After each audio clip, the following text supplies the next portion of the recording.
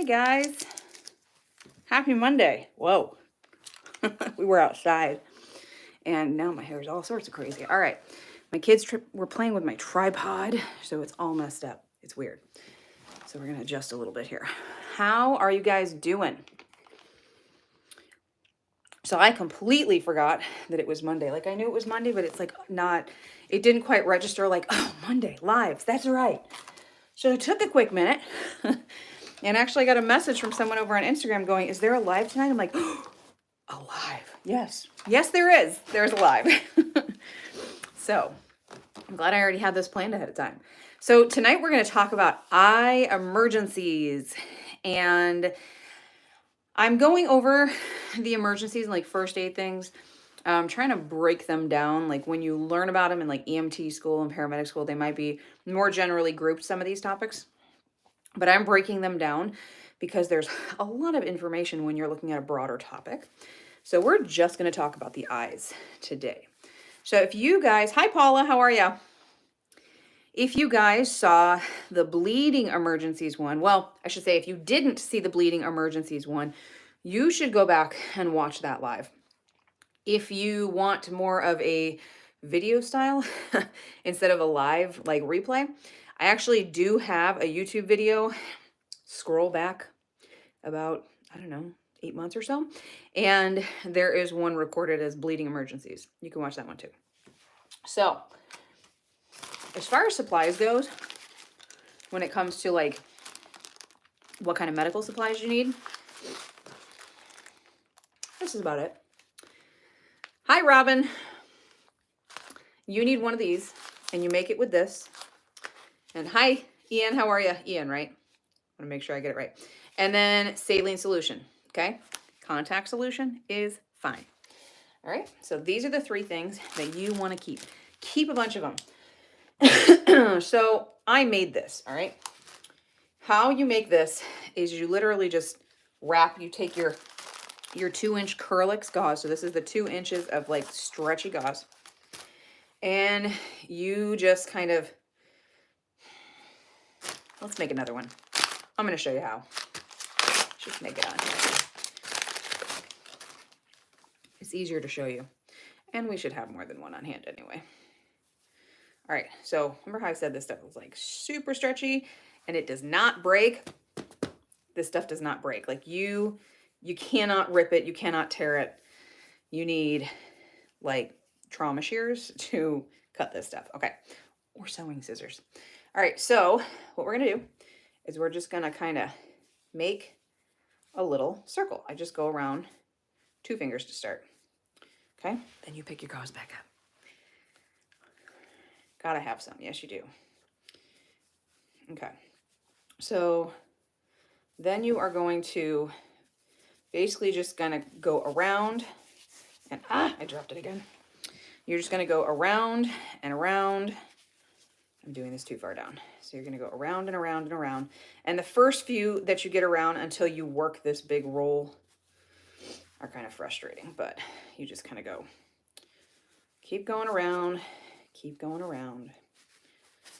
And there we go. And you're gonna eventually, see now it's starting to get easier.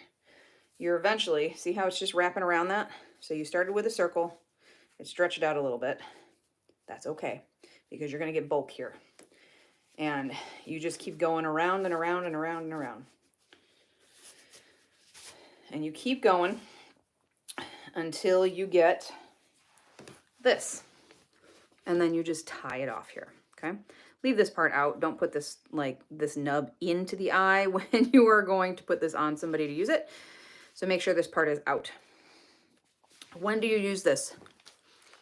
Say you got some kids that were playing and one fell while one was coloring or something. Freak accidents with kids, man, they happen all the time. So a pen goes in the eye. You do not remove that. Any foreign body that goes into, I hope I don't get ink on my eye here. Okay, I did. We'll do it this way. All right, any foreign body that goes into, or any part of the body, anywhere, you don't ever, ever, ever, ever, ever remove. I tried to share a short that, or a reel over on Instagram from, or no, it was just a post about this guy that had a pen, a ballpoint pen, and it went into here. It was in the car. They had a car accident and it went into his chest. It actually punctured his aorta, which if you don't know what the aorta is, it is the major blood vessel that goes off your heart and supplies blood to your entire body. If that severs, you die, like very, very quickly. So it went in and it actually punctured his aorta. If he would have pulled that out, he would have died. But that pen, even though it did the damage, was acting as a plug, okay? So in that kind of situation, they left him be and they took him to the hospital and they managed it in surgery. They take x-rays. Like how that works is they treat you like an emergency. Like you pull in there and it goes crazy really, really fast. And they start, like you have a dozen people in the room, everybody's doing stuff. You get x-rays. If that's not enough, you get CTs, like you get the whole nine. And then they take that out in surgery in a controlled situation where they can manage the bleeding super fast. That, taking it out, again, would have killed him. Leaving it in saved his life. When it comes to the eye is a very delicate balance of pressure and fluid and little blood vessels and things in there. And anything that gets damaged can affect another thing that is going to affect your vision, it can affect the pressure in your brain. It can affect your sinuses. It can affect your hearing. Everything is like super close in here. Okay. So if you have a foreign body, say this goes into the eye, even if it looks like, oh, it's just underneath here, I'm going to end up poking myself in the eye for real. Okay.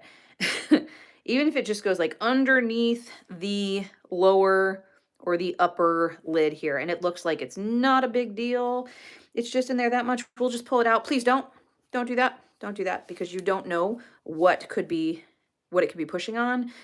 And I have seen it happen where they have done that and they've pulled something out and the eye has come with it. So just leave it. Okay. In that kind of situation, this is what we're doing. We're holding as still as we can.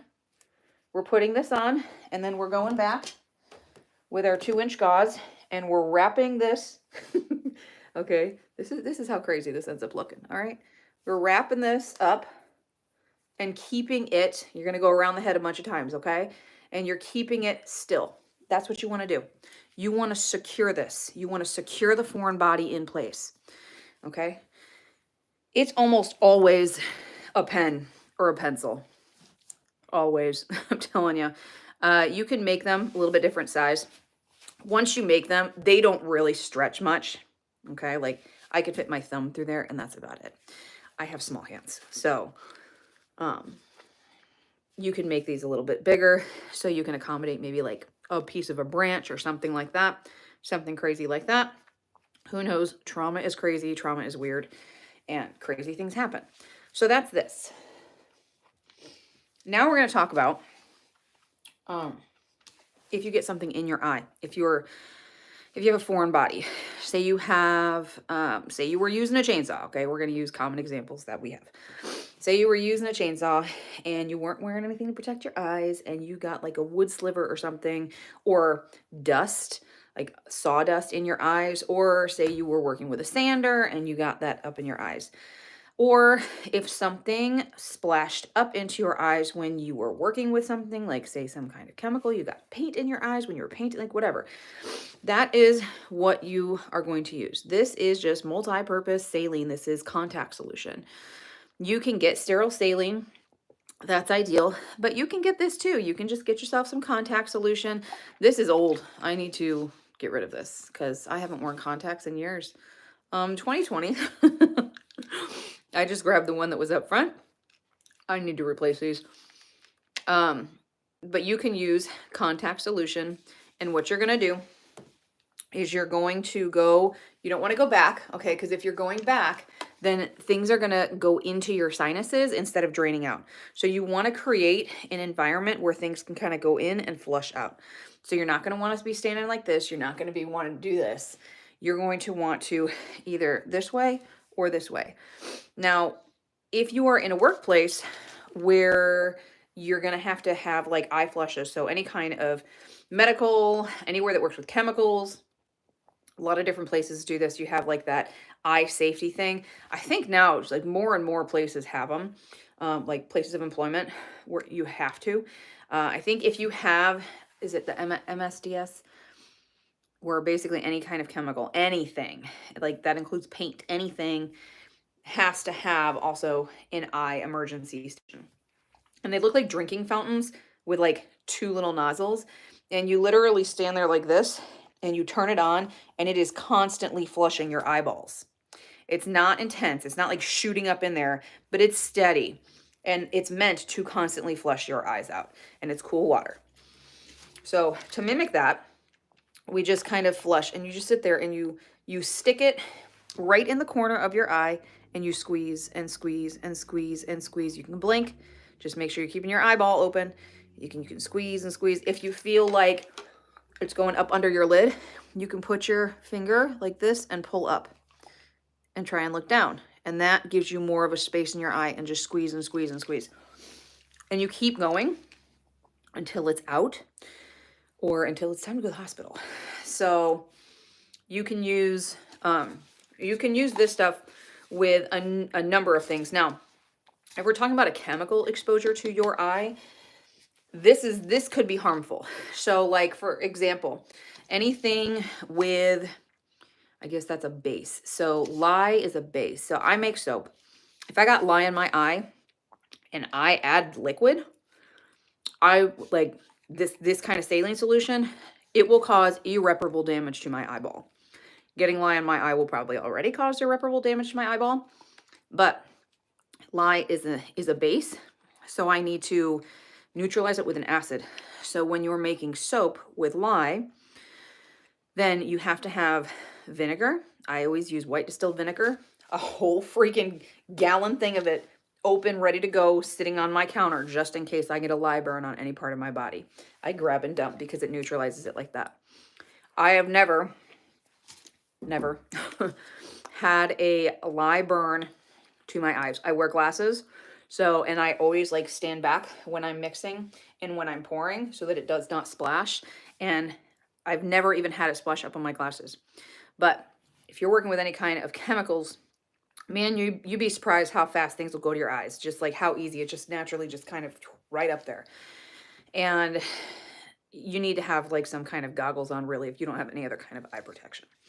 Really, technically, I should still have eye protection wearing glasses also. So don't do what I do. But this would be even more damaging if you had a base, okay? And an acid, you would need a base. So if you have an acid get into your eyes, you need a base to neutralize it. If you have a base go into your eyes, you need an acid to neutralize it. Okay, it's on that pH scale there.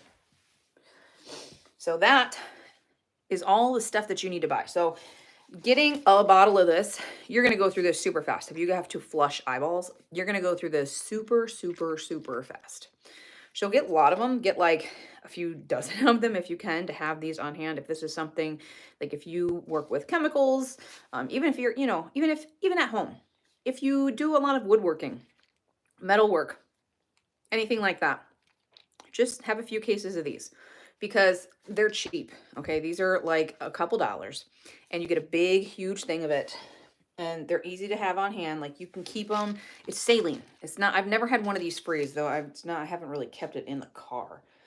I mean, I've left stuff in the car. I've never had one freeze before because it is sodium isotonic solution that contains yeah, 2 different kinds of sodium. So there you go. So it shouldn't freeze solid. Maybe I will do that as an experiment. I think I might put this bottle in the garage and see what happens, because keeping them stored right where you're going to need it is important. I might try that. So let's talk about herbs. If anybody has any questions about any kind of like eye stuff in particular, let me know. So, okay, let's talk about flushing. We talked about. I made some notes. Chronic eye issues. We'll talk about that last. Let's talk about things that come up with eyes like eye infections, very commonly for kids. If you have kids, pink eye, chamomile is the best herb that you can have on hand to support your eyes, to help promote healing in your eyes. So I have a son who is, as it happens, allergic to both of the types of pink eye drops that you can get from the doctor to treat that. Well, I initially wasn't going to give it to him because he's really, really rough with antibiotics, but it was like super severe overnight, like really fast. He went from like just kind of occasionally rubbing his eye, as kids do, and I didn't think anything of it, to waking up in the morning and it was like, it looked like he had gotten in a fight. It was so bad. So, I like straight, we need the doctor. We just need the doctor. Can I see you? Yes, I can see you now. Hi. Um, so we did the eye drops and he immediately started having reactions to it. Hey, yes, I can see you. Okay. Everything is just now coming through. So it's like all of your messages kind of just came through at once. So, okay. So like immediately he was having issues and, ugh. Okay. Guys, I might need, okay. Immediately he was having issues with these pink eye drops. So I called the doctor and she's like, well, just give it a couple more rounds of it, a couple more doses of it, see what he does. Then he started having these really bad nosebleeds. I'm like, and we're done. So I call her up and she's like, well, let's try the other one. Same thing happened. So I just put him on chamomile, basically. So what you do is you make a strong chamomile tea. You brew it for a good long while. So I think I did not quite a quarter cup into a kettle. And I just let that sit for like half an hour.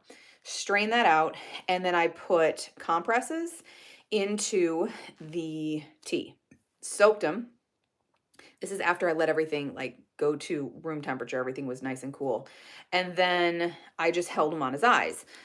Really, really soothing thing to do with that is to put him in the fridge, make him cold, and then let him sit on the eyes. It brings down so much inflammation in the eyes and it's really soothing. So it like almost immediately takes that itching away. And chamomile has some really good herbal properties in it for helping to soothe the skin that is really irritated.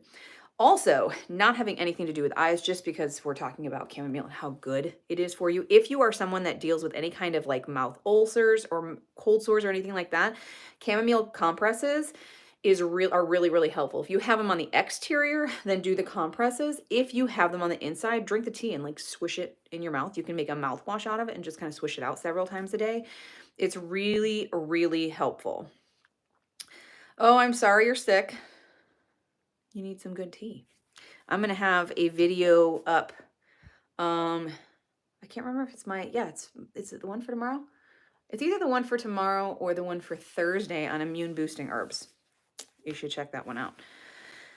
So yeah, chamomile is very, very helpful. So anytime we're around anybody that has pink eye, or if my kids start scratching a lot or anything, I just go ahead and do the compresses, because getting it while it's early is going to be the key to helping support that and avoiding the antibiotic drops.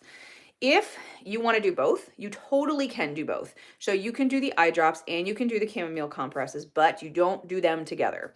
Because what's going to happen is the chamomile is going to basically interfere with the eye drops. It's going to flush those eye drops out. So you would do your eye drops. It's usually like morning, noon, and night. So you do your eye drops in the morning. So like, let's just say 8 o'clock in the morning, you do your eye drops. About 10 o'clock, you're doing your compresses. At noon, you're doing your eye drops. At 2 o'clock, you're doing your compresses. So you just kind of alternate like that every hour or two or whatever you want to do. Just make sure that the compresses or that the eye drops have gotten a chance to do their thing before you do the compresses.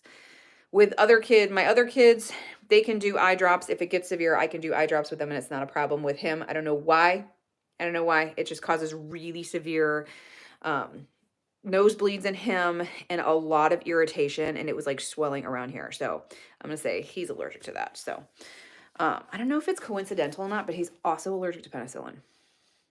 I don't know what class of medications that is. I'm pretty sure it's not penicillin though, but I don't know.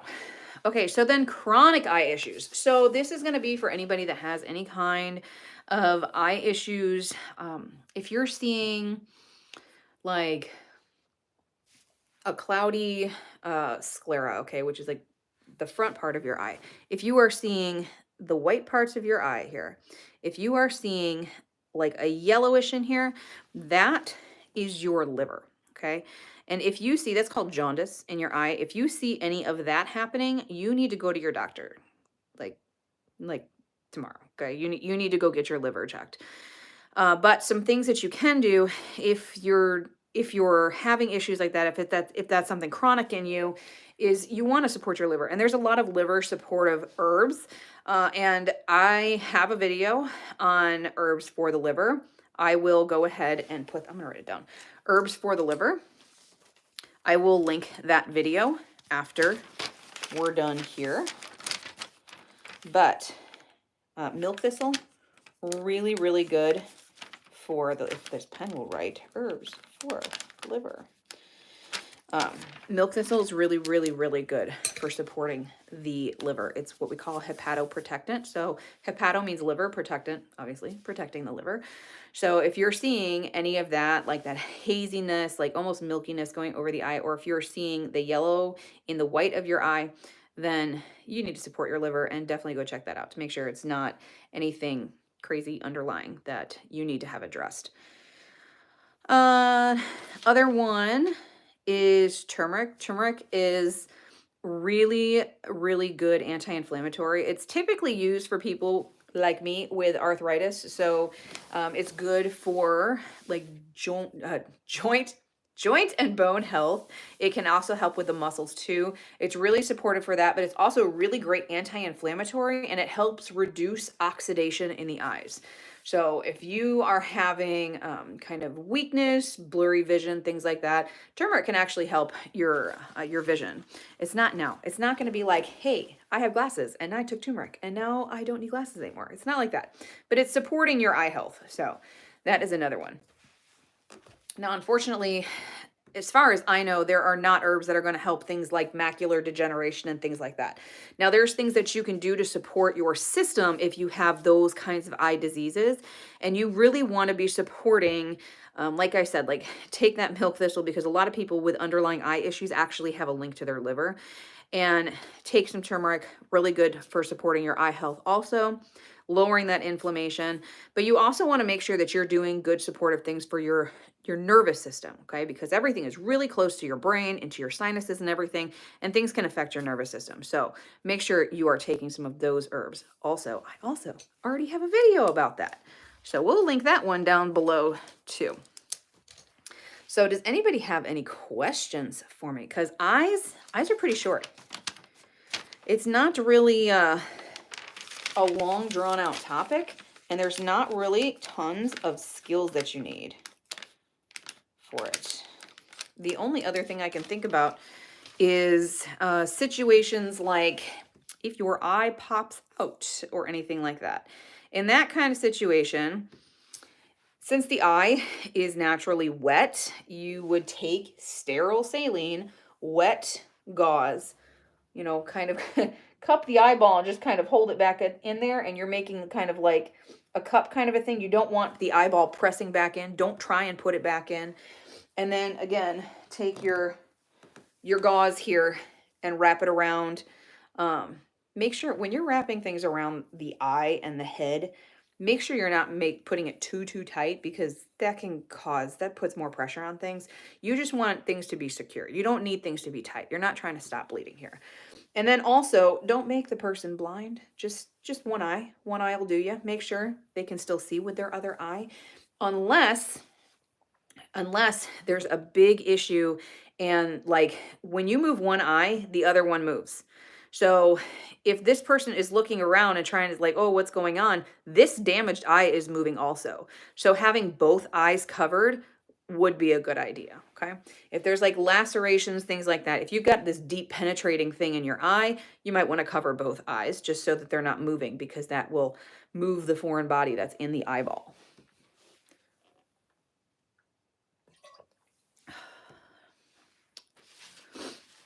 So I hope this didn't freeze again.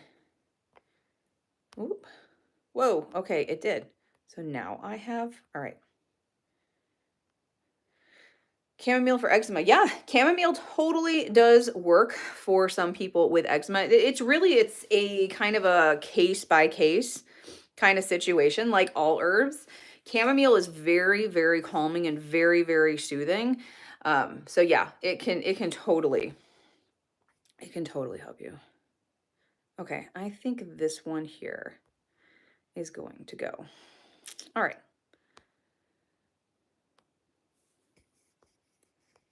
Okay. Sorry, Ian, that I missed your question. Turmeric also goes great on chicken and fish. Yes, I have heard. I have heard that it is actually a really good spice. I actually, believe it or not, have never cooked with it. I just use it. I take it daily. I actually take it twice a day. I take it in the morning and I take it at night. And actually, I will also put a link down there for my favorite turmeric supplement. It is, hang on. It is Life's Fortune is the brand. Turmeric supplement. I gotta write it down, guys, or else I will forget. And I'll go to do it and I'm like, man, what was I gonna put in there? And I don't remember. But that one I take twice a day. You can take it once a day if you want, but because I have so much inflammation and bone and joint issues, so I take it twice a day. And I have no side effect with it at all. Some people, it can be a little upsetting on their stomach, but some people have no issues. I have no issues. It is, it also has, now it says turmeric and curcumin, but curcumin is a type, or it is a compound in turmeric. Like that's where curcumin comes from. It comes from turmeric. So if you see like, oh, with turmeric and with curcumin, well, curcumin is in the turmeric. So it's just kind of a marketing thing. But you want to make sure that you have black pepper. And if you can do it, ginger too. Some people cannot do the ginger. It can also be upsetting to some people's stomachs just because it's very strong. But the reason you at least want the black pepper is because it helps with absorption. If you're just taking turmeric or curcumin by itself and it doesn't have the black pepper in it, you're not going to be absorbing like barely any of it. So you want to make sure that you have that. It's kind of like if you're taking a vitamin D supplement or a calcium supplement, that you want to take a vitamin D with it, because the vitamin D helps you to absorb the calcium. Any suggestions on what to do if a chicken pecks your eye? Is it always an ER trip? No, it's not always an ER trip. It really depends on the situation. Like if there's a big hole in your eye, here's the thing. I have never been in a rural hospital that has an ophthalmologist on call. I have only been to a level 1 trauma center, which I'll explain what that is in a minute, that has ophthalmologists on call. So a level 1 trauma center is a hospital that has all capacity to do all things at all times, 24/7, 365. There are different grades of hospital. A level 1 is like car accident, plane crash, like severe car accident, plane crashes, like multiple trauma, severe trauma, multiple burns, like those kinds of things. Those go to a level 1 trauma center. If it surpasses the capacity of the closest hospital, they go to the next closest big hospital. And then it's just like level 2, level 3, or level 4. So it really just depends on where you're at. We do not have level 1 trauma centers. Our closest level 1 trauma center is an hour and a half away.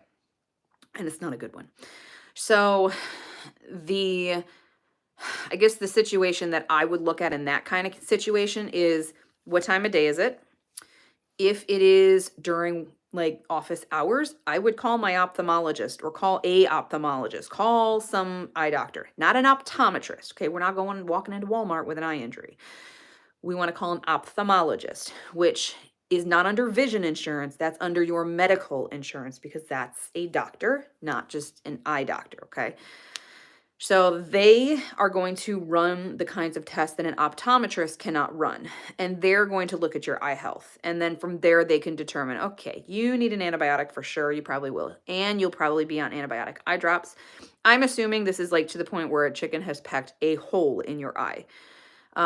If you have a sudden vision loss or sudden vision like issue, or you have severe pressure or a bad headache, or anything is off, or you have any kind of weird movements happening in your eye, yes, that's an ER trip.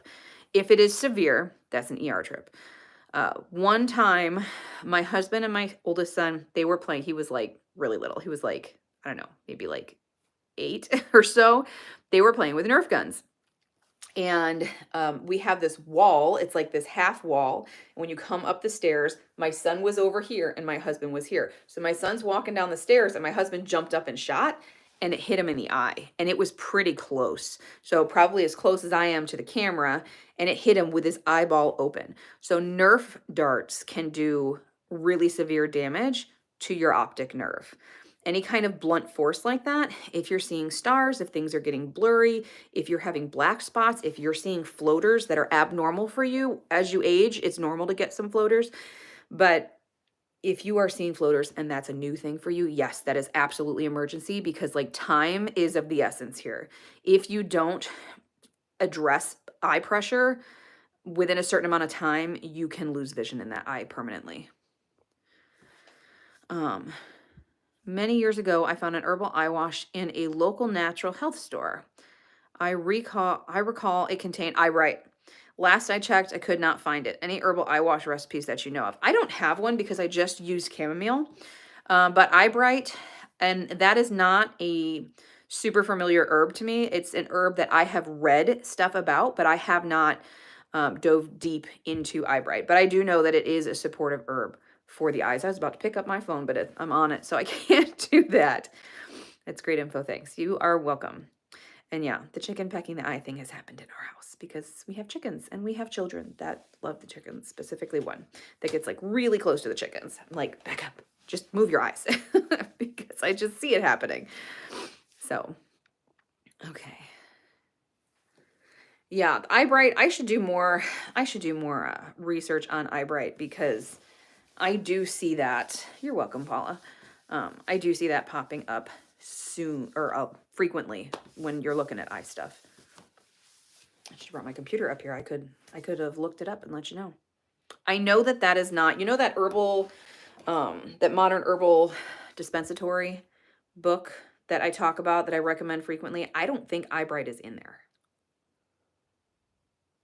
I don't think so.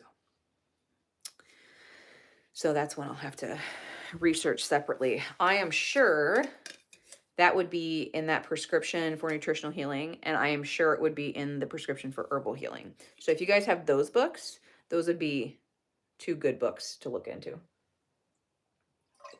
And if you don't have those books, you should definitely get those books. They're all very affordable. The Modern Herbal Dispensatory, I don't know why I can't remember that name. I refer to it so much and I use it so much, but then I always got to stop and think about it. The Modern Herbal Dispensatory, that book is always on sale. Every time I recommend it, every time I go to grab an affiliate link for it, 100% of the time it is on sale. Last time I posted a link, I think was last week, and it was 40% off. So, which is a crazy good deal. So, yeah. You should definitely check that out. And then the prescription for nutritional healing, that book, there are several different editions. I have the 5th edition. I know there's more recent editions, but every edition that you get that is newer, like the higher up the edition, the more information that is in it. They just kind of keep updating it. So that's a really, really good resource, especially if you get a newer book. They don't take any of the old stuff out as far as I have found, but they add a lot more. And they keep getting thicker and thicker and thicker. I think mine is like this thick. And then an old one that I got was like this thick. And I actually gifted that one to a friend. And then the herbal prescription for herbal health.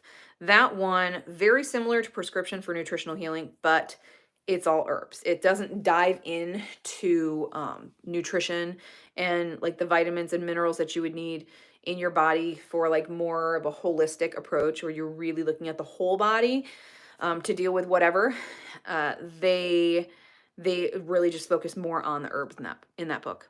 Just looked, and they do have eyebright in the motto. Oh, they do. Wow, look at that. I'm gonna have to look it up. I'll make myself a note. Now I'm gonna want to do it. I'm gonna want to go look at it. See, I'm supposed to go write some blog posts and edit some videos. Now I'm gonna end up going down this eyebright hole here. Look up eyebright. And I can put up some information on that one. That's interesting. Thank you, JD. That one is interesting. Yep, you just found it. The dream catcher I have. That's actually my daughter's. I'm in my daughter's room because it's the quietest room in the house. And this is actually, my mom found this. I think she got this from like Hobby Lobby a bazillion years ago. And she had it in like the grandkids' room at her house. And she wanted to redecorate that room because kids were getting older. And she's like, I think I'm gonna get rid of it. And my daughter's like, I'll take it. So that came from there. That came from there. Her bed used to be there, but now it's like turned. So I don't know. She likes to rearrange her room all the time. So, but yeah, I like it too. It's really pretty. We used to have like these little dream catchers, you know, that we would make at camp or something. And this one's like ginormous. It's probably the size of her. And it's, I mean, it hangs down like, these are 8 foot tall, 8 foot ceilings. And there's her dresser. It's huge. It's probably at least probably 4.5 feet tall. It's huge, but it's really pretty. Okay, what was I gonna say? I was gonna say, okay, totally kind of sort of off the topic a little bit from first aid, but February is kicking off our growing season. Like, even though we're in zone 5, and well, I don't know, maybe we're on the cusp of zone 6 now that they've changed the zones. We are starting to prepare for growing. So if you guys are interested in growing, I'm going to start sharing like growing guides and stuff here on YouTube. But if you want to get into like propagation, which, guys, that's free plants. If you go and find plants to propagate, those are free plants. So if you have, hi Christine, if you have like an elderberry bush near you or something, you can go cut off a branch of elderberry and you can make several different elderberry plants for free. All you need is that cutting. You need to know how to cut it and how to like basically stimulate roots, and that's it. You have free plants. It's really, really super simple. So I put together my first workshop for February. We're still doing just $10 workshops here. That has a good video on propagation, a video on cold stratification, and then it's got 1, 2, 3 pages of printables with charts that tell you what herbs need to be cold stratified and what herbs can be propagated and how to do it. So it's probably my favorite workshop that I'm going to do through this whole Herbal Winter workshop thing. Yes, Christine, I do see you. Hi. Deborah, I'm going to try that. I love gardening. Yes, you should definitely propagate all of the things. It's free plants. You'd be amazed how many things you can propagate.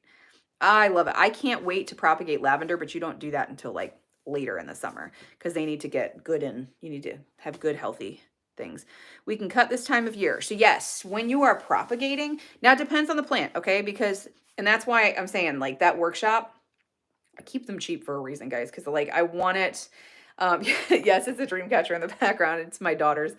I really want like all of this information to be able to find pretty much anybody. That's why I keep them cheap, and I don't charge a bunch of money for them, but I just do it like it's my time putting everything. It takes a lot of time to put all of that stuff together. It probably, to do the entire thing, it probably took 18 hours to do the entire thing with all of the filming, the editing, the uploading, creating the things, putting it together. So literally it's just like my time. So, but it is really a fantastic workshop that is going to give you, like, the printouts alone are fantastic. And I try and get as detailed as possible with the instruction in the videos. And I went over to my in-laws and I cut a big couple branches off their they have like elderberry hedges. So every year I go and pretty much prune them for them. And then I propagate and we get more elderberry. So, or elder. Technically it's elder. But yeah, the cuttings, if you're cutting branches, you can cut this time of year as long as they're not budding. So you want your branches to have a good dormancy period, but you don't want them to be budding. And it really depends on what you're cutting. So elder you can do this time of year. There's a lot of things that you can do this time of year, but there's a lot of things also, if you do it now, it's not going to work. So, and then you have pruned back your plant that could have given you cuttings later on, or divisions, or whatever. But yes, Nick, it is a dream catcher. It's like a 4.5 foot tall dream catcher. Will you be doing any vegetable gardening specific workshops? No, Taylor, but if you want to know anything, you just let me know. Not doing vegetable gardening workshops anymore. I will be sharing stuff just like in some video stuff, but it'll be kind of alongside what I'm doing with herbs. So the vegetable stuff that I'm going to be sharing is pretty much related to companion planning with herbs. And that'll be a YouTube video and probably a blog post that'll have more information and some printable stuff. But there's a lot of herbs that are really good for planting alongside vegetables. So like a really good example is when you're doing cabbage, cauliflower, broccoli, planting a lot of dill, like the big dill, okay? You want to plant a lot of them and them to get big and bushy. And what I do is I'll plant my plants and then I'll do a row in the middle and then a row on either side. It's a lot of dill and you can always cut it down because you can use all the parts of dill.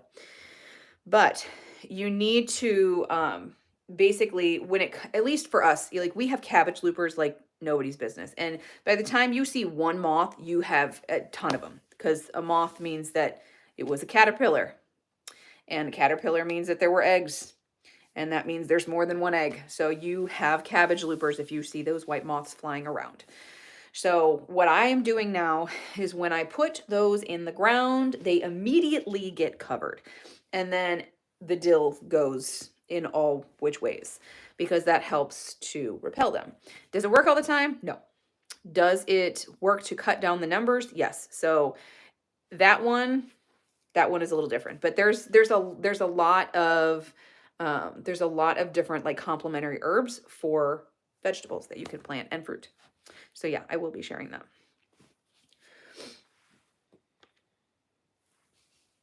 Okay, wow, it's 7:44 already. Wow. The three workshops that we're doing this month, and this is the last month that we're going to be doing herbal winter workshops. It's going to be the cold stratification and propagation, which really is like 2 workshops in one. That one came out this morning. And then next Monday is going to be growing a tea garden. If you want to grow a space just for growing tea, then that one's going to be there. And I actually have a raised bed because we are converting our backyard homestead just into yard again, which is sad for me because I have been homesteading on this property for the last 11 years and it's kind of bittersweet, but I can now take my raised beds and make tea gardens for the next owners of this house. And our gardens are already out on the farm. So I'm going to take one of my herb beds that needs a job and I'm going to be creating a tea garden in there. So for someone that just maybe doesn't want to do like all the medicinal herbs or doesn't have all the space for medicinal herbs, but really enjoys tea and wants to put together a space or what have you in pots, in a bed, whatever. And you can just come outside and you can clip a few herbs and bring them inside and make a tea. That's what this will be about. And then the last one is going to be on making a medicinal herb garden. So this is going to be a bigger layout. certain herbs you should not grow next to each other. Certain herbs are really good together. And then there's times a year and things that you can do with them, when to harvest. All of that is going to be in the last Herbal Winter Workshop. So there's one today, one next Monday, and one on the following Monday, and that's it. However, if you guys were here on Friday, because I accidentally set my my private chat, my Herbal Winter Workshop private chat, because if you get into one of those workshops, you also get the YouTube live chat. I accidentally set it to public. So it was public while we were doing it, and then I switched it back to private. But if you were in there, you heard that I am launching a membership in March.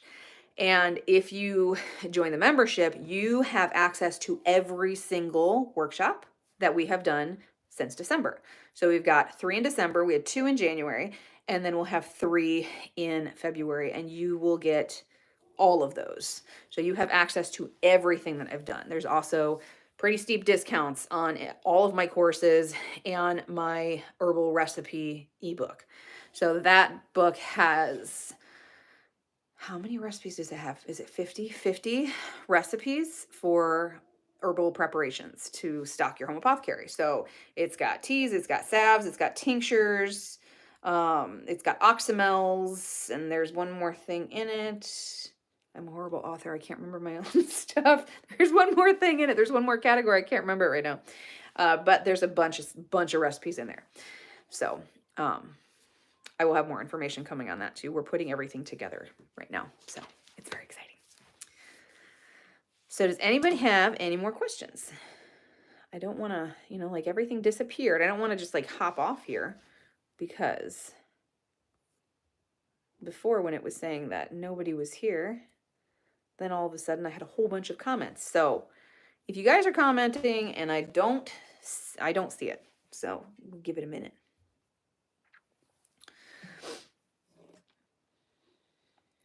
What else exciting is happening? Oh, we have a moving update. That's a big update. We did some things this past weekend, and that's a big update. So we went and finalized where house is going, what house is looking like. And I'm trying to tell you without giving things away. And a little bit of a timeline, order of priorities, I guess, things that need to be done. And I'm not quite sure how everything is going to get done. It needs to get done because, you only have so many hours in a day. But once we move out there, we will be able to devote way more hours into it, because, man, just commuting, even if you don't have kids coming with you, like commuting back and forth, just 10 miles takes a lot of time. And if you forget something, you're like, oh, well, can't do that. So if you have all your people, all of your time, all your stuff in one place, way more productive. So very exciting about that. This has been very informative. Good, Georgette. I am glad that you have learned something. That's always my goal. That's always my goal. Does everybody still have really nice warm weather? It's so pretty here. It has been super sunny the last several days and very unseasonably warm. And I'm very excited about it because I am a solar powered person, and I'm very excited about the warmth and the sun. But I'm actually kind of looking forward to temperatures dropping a little bit, because I'm doing an experiment with St. John's wort, which is also another video, but I'm just going to tell you about it. St. John's wort requires like a 30-day cold stratification period. So I am going to, it's only 30 days. We've got more than 30 days left in winter.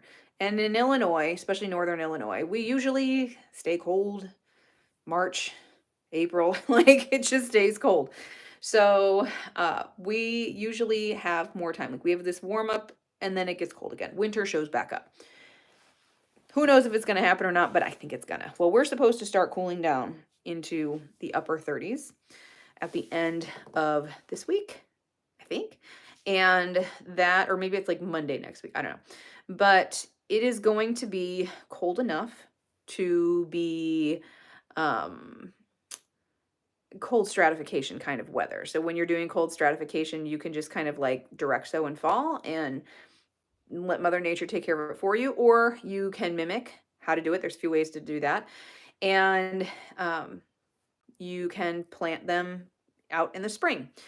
So I am going to do this experiment where I'm going to pull up the plastic that has been on the row all fall, winter, and I'm going to broad fork, loosen up that soil, and I'm going to direct sow a whole lot of St. John's wort in there, like 42 plants worth of St. John's wort. It'd probably be closer to 70, and then I'll just pull out ones that are too big because I've got a lot of St. John's wort seed. So then I will, hopefully, theoretically, if all goes well, when it cools back off, that'll cold stratify everything because the ground is pretty wet. So it'll cold stratify everything for me. And then hopefully in the spring, we will see germination. So this is my little experiment. I always like to do a big borderline scary experiment every year, because that's how you learn. And I mean, I want to know these herbs, like know them. I don't want to read it from a book and go, oh yeah, this is how you do this. I want to know them. So all the information that I'm like, hey, here's all of this information, that's experience that I have personally with these herbs. And the more I work with them, the more I learn and the more I can teach. So I'm excited, but I'm a little nervous too. That's going to make life so much easier for you. It will make life so much easier for us to live out there, to not have to commute and to not have to haul water. I'm over hauling water, but I mean, I don't complain about it. And when we're actually doing it, I don't complain about it. It's like, I'm just grateful to be able to have the chickens and to have the land and to do what we do. But you know, when you sit here and think about it, you're like, oh, hauling water is a pain. Feels like 12 in northern Maine. Oh man. How much will membership be?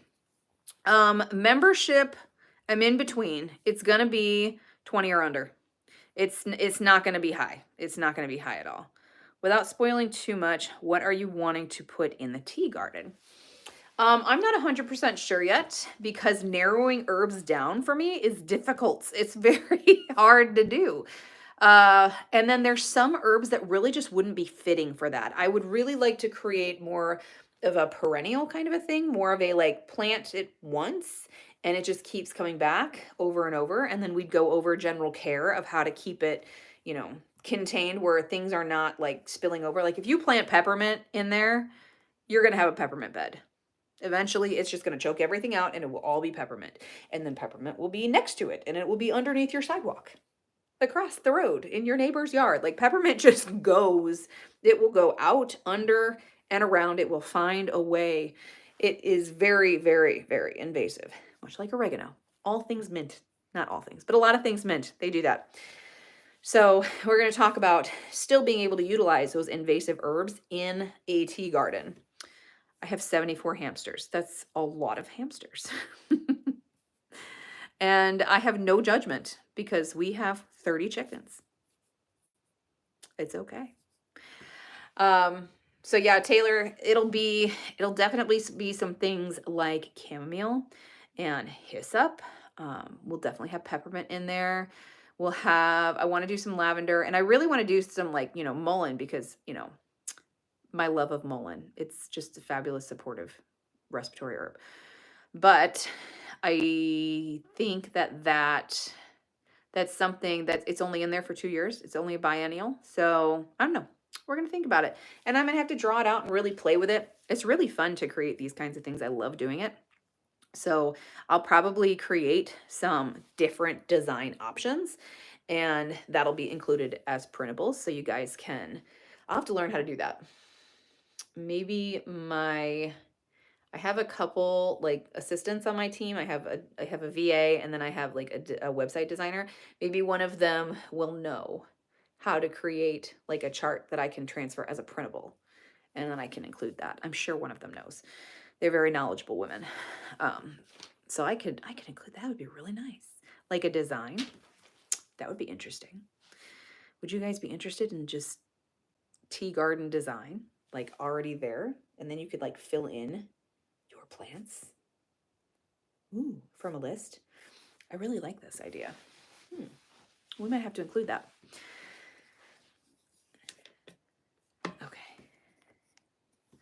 right. Well, it is 7:56, guys. So we've got 4 minutes left. If anybody wants to get any last minute questions in. If anybody's got any other first aid questions, I'm happy to answer them too. So yeah, again, for the people that came in late, you want, I was using this as an example, so it's all undone. This is 2-inch Kerlix gauze. You want to make some of these, secure foreign objects, and have saline.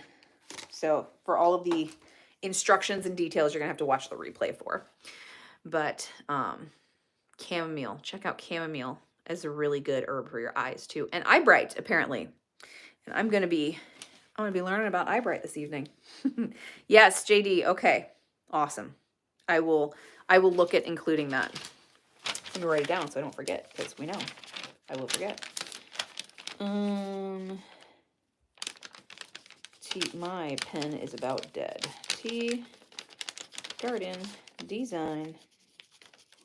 Okay. I always so much appreciate all the wonderful info you share with us. Honestly, I have been fighting discouragement in this journey, but I always get re-inspired when I watch these videos. That's so nice to hear, Paula. Thank you. And you know that, you can message me and we can talk about anything you're struggling with. Like if you're getting discouraged with herbalism stuff or things not working right with you, or for you, like if you guys hear me talk up an herb that are just like these amazing herbs and they're so awesome and this worked so well, it doesn't work for all people. So like you may need a different herb because there's more than one herb that does more than one thing. So like for respiratory, because this is always my go-to, okay, because it's really easy to understand versus some of the other things. If you are wanting support with your lungs, say you constantly have just like mucus phlegm that's constantly stuck, especially post-COVID, nearly everybody has this. I sing the praises of elecampane like all the time. Take your mullein, take your elecampane, because mullein tones your lungs, and elecampane is a great expectorant. Not everybody needs elecampane. Not everybody is right for elecampane is not right for everybody. It's the type of mucus and phlegm that you're dealing with, what it's related to, and what kind of person you are. Like when you go and see a clinical herbalist, which is like my long-term goal, I would love to be a clinical herbalist and actually see people and like put together protocols and really help people with their healing journey. They look at your constitution. Your constitution is just like you head to toe. We're looking at the brightness in your eyes, the color and and texture and consistency on your tongue. We're looking at your skin tone. We're looking at your personality. What kind of, like, how confident of a person are you? Are you a short-tempered person? Are you tired? Do you look tired? Do you look like you have more energy? Like, so much information comes out of just sitting and having a conversation.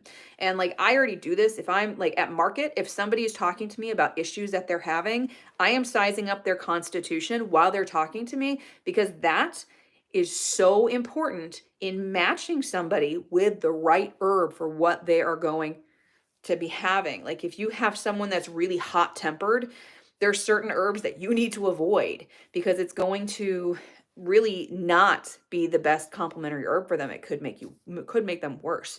So you want to go in a different direction. So these are all things that, that need to be considered. It's not just herbs are not a one size fits all, and they take time. And like, if you're with the respiratory stuff, if you are, mulleine's great, but it's not enough. Maybe you stay with the mullein, but you need to add some different things. Maybe elecampane is not what you need. Maybe hyssop is what you need. Maybe your underlying issue is inflammation. It's not necessarily that you have a buildup of mucus and phlegm. It's inflammation, and that mucus and phlegm is a secondary response. Like there's a lot of things that go into play. So if you really want to develop an herbal protocol and you guys are having a hard time with that, like we can talk through options. You guys don't hesitate to reach out to me for sure. Okay. Thanks again for all the info. You are welcome, Rhonda. Totally agree, Paula. Thank you, Georgette. I'm really excited about the membership. I am too. I'm so excited, and I'm excited about the community. I'm so excited about the community for it. What are your thoughts on LifeVac and D-choker type devices? Um, I've talked about this in other lives, I think, but I'm kind of mixed on them because I've never used one, and I hope to never be in the situation where I have to.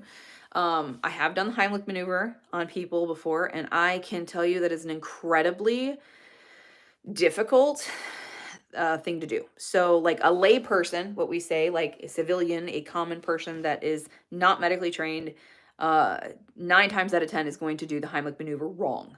When you're doing the Heimlich maneuver, a lot of people just kind of like grab here and just are doing this and just kind of pulling in.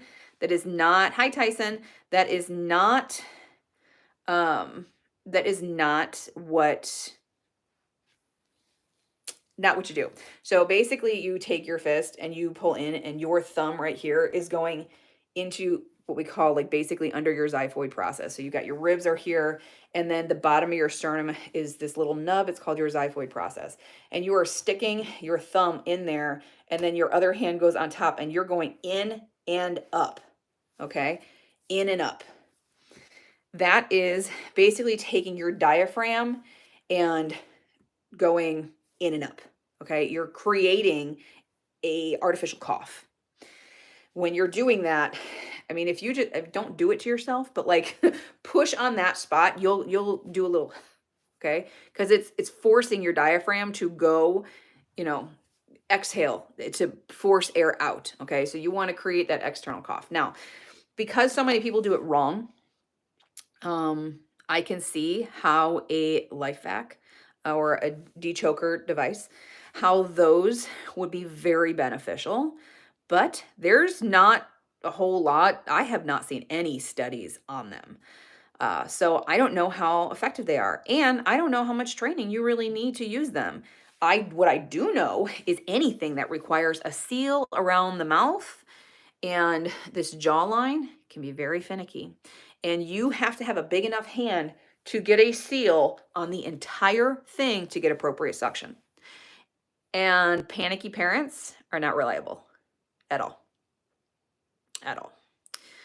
My mom is a pediatric nurse, like a pediatric intensive care unit nurse. Okay. She's worked in all forms of pediatrics. And she, like, I've seen her at work back in the days where you could take your kids to work, and like I've seen her at work.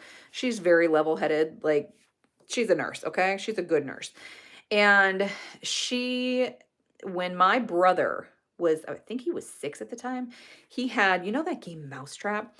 It was in between, he held the ball, that big silver ball, in between his teeth, and it slipped and went into his airway. She freaked out, complete panic, completely just forgot how to be a nurse, and called 911, and they had to tell her what to do. Like she could not focus. When it is your kid, now in a kid, so far, every emergency I've had with my kids, my training has kicked in, but I am also trained as an emergency responder. So that's a little different, I think.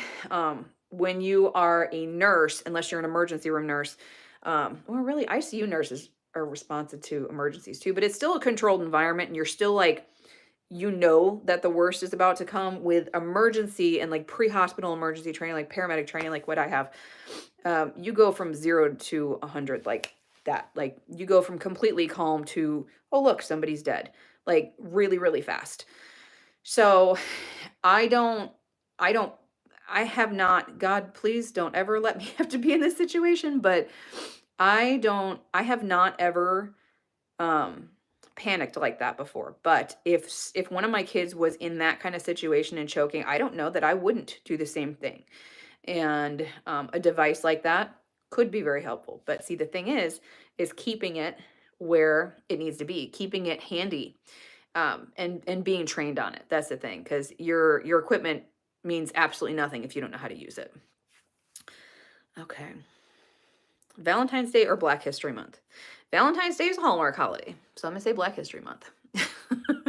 Now, as a homeschool mom and a mom, like I buy my kids Valentine's Day stuff. We say Happy Valentine's Day and I love you.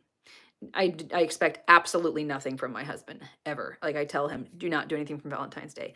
9 times out of 10, he does anyway.